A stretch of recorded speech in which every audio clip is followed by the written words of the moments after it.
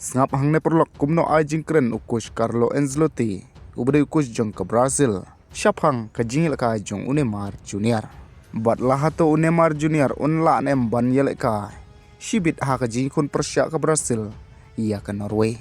Bat an sawan pai biang ujarjan club na ka kamkush hadin Arsenal ba ulami no na ka Liverpool une ukush ulang ubasatar bat manta laithu ba Georgian club on salong kumuta kush thamai nakabenta ka Germany bat manta pat habangi phai na kalyang jong Neymar Jr.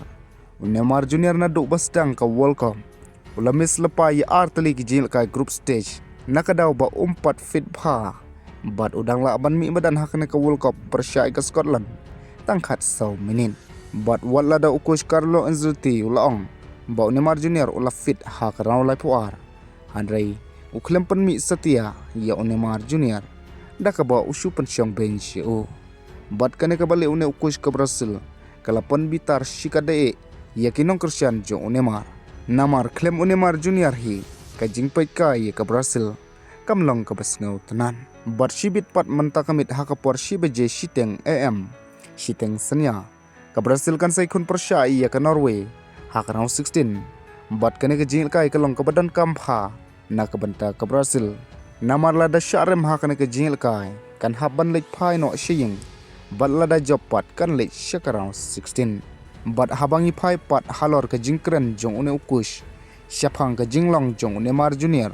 Une ukush long ba Neymar mantau la fit pha bat ulala ro ban yel kai barok khandai peu minit jong ke jingil kai hanrai hadu mantau ne ukush umpat pantikna setia lahato Neymar Jr. Undan em ha ka starting 11 ne un sedang ha ka bench namar banakaling jong une ukush long ba un sapan mi madan ya Neymar Jr. Ha ka por ba usnuthu ba ka Brazil kadan kam ya Neymar paperlock Shibit menta kamit ngin sai pe lahato ne ukush un pen mi madan em ya Neymar kumbangi hi baro kumki football fun ngida kwa bat thrang dik dik ban sakhi ya Neymar Jr.